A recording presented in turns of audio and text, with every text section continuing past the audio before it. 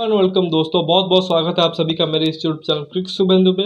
तो बात करेंगे कल दोपहर हुए मैच के बारे में, जो कि था दो रॉयल्स टीम के बीच, राजस्थान रॉयल्स और royal Challengers Bangalore. Royal Challengers Bangalore जो कि वो कल ग्रीन जर्सी में उतरे थे। ऑब्वियसली आप देखो, ये हर सीज़न उनका एक होता है एक तरीके से इनिशिएटिव। आई थिंक हमारे जो एनवायरनमेंट है उसको लेके, तो उसके लिए वो ग्रीन जर्सी एक तरीके से पहनते हैं। तो बहुत अच्छा एक इनिशिएटिव कह सकते हैं। तो कल वो खेले थे और सामने थी राजस्थान रॉयल्स, संजू सैमसन की राजस्थान रॉयल्स, जो कि टेबल टॉपर्स भी थी मैच एंड होने तक। उसके बाद आप देखो कि सीएसके जीत गई अगला मैच और उसमें वो टेबल टॉपर्स हो गए। तो मैच के बारे में बात करेंगे। हालांकि किंग कोहली जो कि वो जीरो पे ही आउट हो गए थे कल गोल्डन डक पे, बट उनकी टीम जीत गई और अगेन वही कैप्टेंसी कर रहे थे, क्योंकि फैब का कुछ इंजरी प्रॉब्लम अभी भी लगा हुआ है। तो विराट कोहली को कुछ मैचेस जो कि कैप्टेंसी करनी पड़ रही है, और अच्छी चीज़ है, उन्होंने वो कैप्टेंसी ले ली है और अच्छे तरीके से उसको कर भी रहे हैं, एंजॉय कर रहे हैं। और वही पैशनेट विराट कोहली जो हमें 2016-17 के दौरान या जितने भी पीरियड उन्होंने आरसीबी के लिए कैप्टेंसी की है, वही एक तरीके से पैशन दिख रहा है। और मोस्ट इंपॉर्टेंटली आरसीबी जो कि वो जीत रही है लगातार। दूसरा मैच विराट कोहली के अंडर कैप्टेंसी में लगातार दूसरा मैच जीत गए हैं। हालांकि कुछ प्रॉब्लम अभी भी है उनके बैटिंग ऑर्डर में, मिडिल ऑर्डर में, लेकिन आरसीबी जो कि ये लगातार मैच दर मैच जीत के ऊपर जा रहे हैं, जो कि एक अच्छी चीज़ है। तो फुल मैच के बारे में बात करेंगे। तो दूसरी तरफ राजस्थान रॉयल्स, थोड़ा सा उनको सोचना पड़ेगा, क्योंकि ये मैचेस उनको जीतने चाहिए और जीते हुए मैचेस वो कुछ हार रहे हैं। लखनऊ के खिलाफ वही चीज़ हमने देखा था और वो आज भी वही हुआ है कि थोड़ा सा मिडिल ऑर्डर में समहाव थोड़ा सा वो ग्रैब नहीं कर पा रहे हैं अपॉर्चुनिटी, और कहीं ना कहीं आगे चलते हुए, क्योंकि ये लीग जो कि बहुत ज़्यादा एक तरीके से कहेंगे टाइड हो रहा है, तो उस हिसाब से आरआर के लिए बाद में प्रॉब्लम हो सकती है। तो देखिए, राजस्थान रॉयल्स एक तरीके से पहले गेंदबाजी करते हैं और आरसीबी पहले बैटिंग करती है दिन में। 20 ओवर में 189 करते हैं 9 विकेट के नुकसान पे। और उसमें देखो, पहली बॉल पे ट्रेंट बोल्ट आते हैं और 440 वोल्ट का झटका देते हैं किंग कोहली, जो अमूमन पे आप देखो अमूमन तौर पे ट्रेंट बोल्ट करते हैं कि नॉर्मल कोई भी बैटर हो उसको बॉल डालते हैं और पैड पे ही मारते हैं जो अंदर आती वाली बॉल पे। और ये प्रॉब्लम इंडियन बैटर्स, चाहे आप विराट कोहली के लो, रोहित शर्मा के लो, केएल राहुल, सभी के पास है, सभी को ये प्रॉब्लम होती है। और एक बार फिर से Virat Kohli, I think 2019 world cup का सेमीफाइनल याद आ गया, ऑलमोस्ट टाइपिकल डिसमिसल था, पहली बॉल पे वो आउट होते हैं। लेकिन उसके बाद देखो अगेन वो जो आरसीबी के मिडिल ऑर्डर में कुछ समझ नहीं आता। आज नंबर 3 पे उन्होंने शहबाज अहमद को भेज दिया था। मतलब कल का जो मैच था, कभी लूमरर आ रहे हैं, कभी मैक्सवेल खेल रहे हैं, कभी ब्रेसवेल स्टार्टिंग में खेल रहे थे, तो अभी शहबाज को भेज दिया है। और ट्रेंट बोल्ट के सामने उन्होंने 4 बॉल में 2 बना के आउट हो गए। तो अगेन लगा जैसा सीएसके के साथ भी हुआ था सीएसके मैच में, कि 2 विकेट जल्दी गिर गए थे, जब 2 विकेट जल्दी गिर गए थे आरसीबी के। लेकिन बाद में देखो फैप और मैक्सवेल ने वहाँ पे भी शो दिखाया था और यहाँ पे भी वो शो दिखा। फैप हालांकि बॉलिंग नहीं कर, मतलब बॉलिंग के वक्त अवेलेबल नहीं होते हैं एज कैप्टन, बट बैटिंग वो करने आते हैं और ज़बरदस्त बैटिंग की है मैक्सवेल के साथ। अगेन उन्होंने, डुप्लेसिस ने 62 किए 39 बॉलों में, 8 चौके और 2 छक्के, और मैक्सवेल ने 44 बॉलों में 77 किए, 6 चौके 4 छक्के। वही मैक्सवेल, पुराना मैक्सवेल, जो उनका अंदाज रहता है, sweep, slog sweep, reverse sweep, switch hit, वो सब खेल रहे थे और ज़बरदस्त एक तरीके से बैटिंग देखने को मिला। लेकिन आरसीबी की वही प्रॉब्लम है, Virat Kohli, Glenn Maxwell, Faf du Plessis, यही जो उनके केजीएफ है, उसके अलावा बाकी कोई परफॉर्म करता ही नहीं है। मिडिल ऑर्डर एक बार फिर से फेल हुआ। महिपाल लोमरर 8 रन 6 बॉलों में, कार्तिक 13 में 16, बट उनसे ज़्यादा उम्मीद है। प्रभु देसाई 2 बॉल में 0 है, और अनिंदु हरसरंगा भी 6 रन 7 बॉलों में, डेविड विली 4, और बाकी तो खैर गेंदबाज ही थे। तो मैक्सवेल और फैब को छोड़ दे, किसी ने उस हिसाब से कंट्रीब्यूट नहीं किया। और वही चीज़ देखो कि इतना अच्छा स्टार्ट उनको मिला नहीं था। बाद में बढ़िया एक तरह से मिडिल ओवर में उन्होंने कोशिश की, लेकिन टुवर्ड्स द एंड एक बार फिर से स्लो हो गए, जैसा सीएसके के गेम में साथ भी हुआ था। वहाँ पे भी आप देखो कि 226 के जैसे बड़े टोटल का पीछा करते हुए भी लग रहा था कि 1-2 ओवर पहले ही मैच जीत जाएंगे, लेकिन वो दोनों आउट होते हैं और फिर मिडिल ऑर्डर कोलैप्स कर जाता है। आज भी वही चीज़ हुआ। लेकिन 189 का जो टोटल था 189 का, वो कोई आसान होने वाला नहीं था राजस्थान के लिए। और ऐसे में उनको झटका पहले ही ओवर में लग गया, जब जॉर्ज बटलर दूसरे ही बॉल पे बोल्ड हो गए। मोहम्मद सिराज ने ज़बरदस्त इन स्विंगर के साथ उनको बोल्ड किया, और उसके बाद इनके लिए मुश्किल होने वाला था। लेकिन यशस्वी जायसवाल और देवदत्त पडिक्कल ने अच्छा पार्टनरशिप किया और अच्छे पेस से रन बनाए और गेम को एक तरीके से आगे चलाया, और लगा कि आरआर जो कि वो वापस रिदम में आ रही है। लेकिन बीच का जो एक फेज था, जो 10वां 11वां ओवर के आसपास, जब और डेविड विलियर्स आए, वनिंदु हसरंगा ऑपरेट कर रहे थे, थोड़ा सा स्लो हो गए देवदत्त पडिक्कल और जायसवाल। और वहाँ पे आप देखोगे कि दोनों ही विकेट थे, एक तरीके से दोनों ही विकेट निकाल दिया आरसीबी ने, और दोनों ही थोड़े से कहेंगे लूज शॉट खेल के आउट हुए। देवदत्त पडिक्कल ने 52 किए हैं 34 बॉलों में। स्ट्राइक रेट अच्छा था, लेकिन जहाँ पे ज़रूरत था तो उनको थोड़ा सा एक्सीलरेट करने की, वहाँ पे फेल हुए। जायसवाल ने 37 किए हैं 47 बॉलों में, 5 चौके और 2 छक्के। और आप देखो हर्षल पटेल ने जायसवाल को आउट किया और विली ने पडिक्कल को। और उसके बाद दोनों तरफ से एक तरह से नए बल्लेबाज थे, संजू सैमसन और हेटमायर आए थे ऊपर। और संजू सैमसन ने 15 में 22 किए, लेकिन हेटमायर के लिए आज अपडेट था, 9 बॉल में 3 रन किए थे, हालांकि रन आउट हो गए। बहुत अच्छा डायरेक्ट हिट किया प्रभु देसाई ने, अगर वो आउट नहीं होते शायद ये मैच जो कि वो आरआर जीत सकती थी, क्योंकि हेटमायर को हमने देखा ही बहुत अच्छे फिनिश करते हुए। बाद में हालांकि ध्रुव जुरेल और अगेन वो जो इस सीज़न में राजस्थान रॉयल्स के लिए एक फाइंड रहे हैं, उन्होंने 16 में 34 किए, 2 चौके और 2 छक्के मारे। आर अश्विन ने भी आके 6 बॉलों में 2 चौके के बदौलत 12 रन किए। और उसके बाद अब्दुल बशीत आए थे, उन्होंने 1 में 1 किया, लेकिन वो थोड़े से कम पड़ गए। आखिरी ओवर में शायद 20 रन के करीब चाहिए था, जिसमें हर्षल पटेल ने बहुत अच्छा गेंदबाजी की और 7 रन से एक तरह से आरसीबी को जीत दिलाई। वही है कि थोड़ा सा अगर संजू सैमसन और हेटमायर थोड़ा ज़्यादा वक्त वहाँ पे रहते तो शायद ये मैच जो कि वो आरआर इजीली जीत सकता था, क्योंकि चिन्नास्वामी में मैच था और जैसा ही कहा यहाँ पे रन चेज करना उतना मुश्किल नहीं होता है। लेकिन क्रेडिट को आरसीबी के गेंदबाज जो कि थे, चाहे हर्षरंगा हो गए, विली मिडिल फेज में, या सिराज ने ऑफ फ्रंट आके, और हर्षल पटेल जो अपना काम करते हैं डेथ में, वही किया, जिसके वजह से आप देखो कि आरसीबी को एक बहुत इंपॉर्टेंट जीत मिल गई है। और वो एक तरीके से 8 पॉइंट पे आ चुके हैं, और वो मिड टेबल में अभी फंसे हुए हैं, लेकिन होपफुली आगे अच्छा कंटिन्यू करके ऊपर आएंगे। तो अगर आप आरसीबी की बॉलिंग की बात करें, मोहम्मद सिराज महंगे साबित हुए, 4 ओवर में 39 रन, लेकिन एक आउट किया है, और वो सबसे बड़ा विकेट जॉस बटलर का था। डेविड विली ने 4 में 26 दे के एक आउट किया है, तो उनका भी बढ़िया स्पेल था। विजय कुमार वैशाख 2 में 24, तो उतना इम्पैक्ट डाल नहीं पाए। और ग्लेन मैक्सवेल में 2 भी 25 दिए हैं, तो बॉलिंग से वो फेल ही रहे। लेकिन जैसा कहा, हर्षल पटेल आज के स्टार थे उनके गेंदबाजी क्रम में, 4 ओवर में 32 रन दे के 3 आउट किया, और बहुत अच्छे शायद जायसवाल को आउट किया, फिर संजू सैमसन को आउट किया है। और फिर अब देखो अंत में आके उन्होंने शायद एक और विकेट निकाला है, रविचंद्रन अश्विन का भी आखिरी ओवर में, तो बढ़िया स्पेल था। और वनिंदु हसरंगा ने विकेट ज़रूर नहीं लिया, लेकिन 4 ओवर में 32 रन दिए, तो एक अच्छा स्पेल उन्होंने डाला है। और मिडिल ओवर पे जो प्रेशर क्रिएट करना था वहाँ उन्होंने वहाँ पे ज़रूर प्रेशर क्रिएट किया है।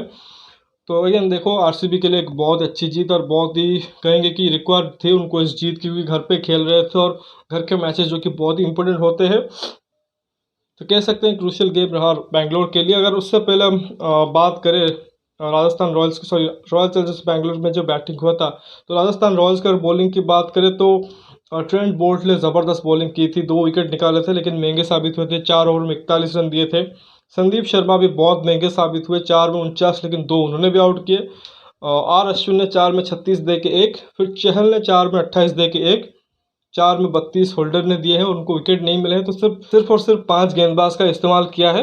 ऑलमोस्ट अगर आप देखो स्पिनर को छोड़ दे तो सभी की पिटाई हुई है। लेकिन ये टोटल ऐसा भी नहीं था कि आप उसको रन चेस कर नहीं पाओ, स्पेशली जो बैटिंग फॉर्म में आपकी टीम है और जिस तरह से बैटिंग कर रहे थे। लेकिन जॉस बटलर का क्रूशियल मोमेंट पे जो विकेट गिरा, वो कहीं ना कहीं थोड़ा सा आरआर के लिए झटका ही था। और बाकी उनका भी जो मिडिल ऑर्डर है अभी, देवदत्त पडिक्कल ने रन जरूर बनाए, लेकिन वो जो फिनिशिंग चाहिए, वो जो एक्सीलरेशन चाहिए था, वो नहीं दे पाए। यशस्वी जायसवाल का लगता है कि जैसे ही स्टार्ट अच्छा करते हैं, लेकिन थोड़ा सा बाद में आकर स्लो हो जाते हैं, तो वो चीज़ उनसे देखने को मिला। और संजू सैमसन अगेन उन्होंने देवदत्त पडिक्कल के लिए अपनी पोजीशन जो कि वो सेक्रीफाइस कर दी है। तो बाद में आके हालांकि उन्होंने कोशिश ज़रूर की, 1-2 अच्छे हिटर भी लगाए, लेकिन वहीं पे आउट हो गए। और बाकी हेटमायर का तो जैसा कहा कि अच्छा फिनिश लगातार करते आ रहे थे, लेकिन आज वो रन आउट हुए हैं, तो उसके लिए बहुत ज़्यादा कुछ सोचने की बात नहीं है। स्टिल आई थिंक राजस्थान अभी भी बहुत अच्छे पोजीशन पे है, 7 मैच में से 4 जीत चुके हैं, 3 हारे हैं, 8 अंकों के साथ, अच्छे एक हेल्दी नेट रन रेट के साथ, वो भी दूसरे पायदान पे अभी खड़े हुए हैं। तो अभी आपको पॉइंट्स टेबल में बता दूँ, आरआर आप देखो 7 मैच 4 जीत 3 हार और 8 पॉइंट है। और आरसीबी के पास भी सेम चीज़ है, 7 मैच में 4 जीत 3 हार 8 पॉइंट पे है। बट फ़र्क ये है, राजस्थान दूसरे स्थान पे और आरसीबी 5वें स्थान पे है। और एक इंटरेस्टिंग चीज़ इसमें देखो कि ये जो आईपीएल इतना क्यों टाइट हो रहा है। अब देखो नंबर 1 टीम है चेन्नई, जिसके पास 10 पॉइंट है 7 मैच में। बाकी उस पे देखो 2 से लेके 6 तक सभी के पास 8-8 पॉइंट है, यानी कि 4-4 जीते। सिर्फ उसमें गुजरात टाइटंस ही ऐसी टीम है जिसने 6 मैचेस खेले हैं, मतलब एक कम मैच है। बाकी 4 टीमें देखो, राजस्थान 2, लखनऊ 3, फिर बैंगलोर 5 और 6 पे है पंजाब किंग्स। वो सब बराबर पे है 7 मैच में, 4 जीत और 3 हार, 8 पॉइंट के साथ। बाद में आप देखो मुंबई इंडियंस भी उसी रेस में बनी हुई है, क्योंकि 6 मैच में 3 जीत और 3 हार है। तो सपोज वो अगर एक अगला मैच जीत जाते हैं, गुजरात के अगेंस्ट ही है, तो अगर वो मैच जीत जाते हैं, फिर आप देखो कि गुजरात और एमआई भी उसी रेस में आ जाएंगे, यानी कि 7 टीमें जो कि वो बराबर पे खड़ी होंगी। हालांकि आज जो मैच है उसमें देखो, आज रात को भी एक जो मैच है उसमें एसआरएच और डीसी भिड़ेंगे, तो वो बॉटम की टीम है, तो उतना फ़र्क नहीं डालेगा कि टेबल के ऊपर में। लेकिन कल आई थिंक गुजरात को मुंबई से खेलना है, तो अगर कल गुजरात हार जाती है तो फिर वही देखोगे कि 2 से लेकर 7 तक, यानी कि 6 टीमें जो कि वो बराबर पे खड़ी होंगी, तो कि बहुत एक अच्छा फाइट देखने को मिलेगा टेबल्स में। तो खैर, बाकी अगर दोनों टीमों के बारे में बात करें, आई थिंक राजस्थान के लिए और आरसीबी के लिए प्रॉब्लम वही है। फिर भी आरआर के लिए आप बोलोगे कि एक आधा प्लेयर जैसे कि रियान पराग इस बैटिंग लाइनअप में नहीं है, फिर भी आप कहोगे क्योंकि जायसवाल के रन है, बटलर के रन है, संजू के रन है, देवदत्त पडिक्कल के भी 1-2 इनिंग्स आ गई है, फिर ध्रुव जुरेल और हेटमायर, इवन अश्विन भी अच्छा कर रहे हैं। बस वही है कि थोड़ा सा कंटिन्यूटी रखने की ज़रूरत है और मिडिल ओवर्स में थोड़ा सा और तेज़ खेल सकते हैं, तो वो एक चीज़ स्पेशली देवदत्त पडिक्कल या जायसवाल के लिए। बाकी रियान पराग तो खिला नहीं रहे हैं, जो कि शायद बेस्ट डिसीजन हम कहेंगे आरआर के द्वारा, उनको खिलाने की कोई ज़रूरत नहीं है। आप अश्विन से और even Jason Holder underutilise हो रहे हैं एज अ बैट्समैन, वो भी आके अच्छे खासे हिटे लगा सकते हैं, बट वो बैटिंग उनको मिल नहीं रही है, उनको भेज नहीं रहे हैं, पता नहीं, बट वो भी यूज़ हो सकते हैं एज बैट्समैन। बाकी बॉलिंग वाइज तो आरआर के पास अच्छी एक चीज़ है, और छठा बॉलिंग विकल्प उनके पास नहीं है, तो समहाउ उनको यूज़ करना पड़ेगा, क्योंकि टॉप 6 में कोई बॉल डालने वाला भी इनके पास नहीं है, तो वो एक ज़रूर इनके लिए प्रॉब्लम रहेगी। हालांकि पता नहीं, इम्पैक्ट प्लेयर यूज़ उतना नहीं कर रहे हैं, तो वो भी मुरुगन अश्विन है, कुलदीप सेन भी है, नवदीप सैनी भी है, बट यूज़ नहीं कर रहे हैं एज इम्पैक्ट प्लेयर। पता नहीं, लगता है कि आगे चलते हुए वो चीज़ करें। बाकी अगर आरसीबी की बात करें, तो आरसीबी की मुझे लगता है कि एक ही प्रॉब्लम है उनके लिए, बॉलिंग अच्छा कर रही है। ओवरऑल कहेंगे बॉलर उनके पास अच्छे हैं और अच्छा कर रहे हैं। बैटिंग वाइज बहुत ज़्यादा टॉप हेवी साइड है, कि उसमें आप देखो फैफ डुप्ली के 7 मैच में करीब 400 प्लस रन है। मैक्सवेल और विराट कोहली के भी अच्छे खासे कॉन्ट्रीब्यूशन है, लेकिन उसके बाद देखोगे कि फिर लगता है जैसे नील बट्टे सन्नाटा, मतलब कुछ नहीं उसके बाद।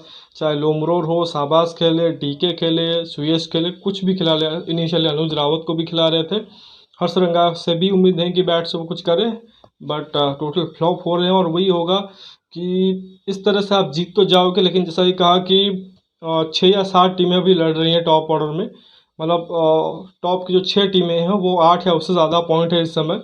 तो ऐसे में आप रिस्क नहीं ले सकते, क्योंकि 8 पॉइंट होने के बावजूद आप अभी 5th पोजीशन पे हो।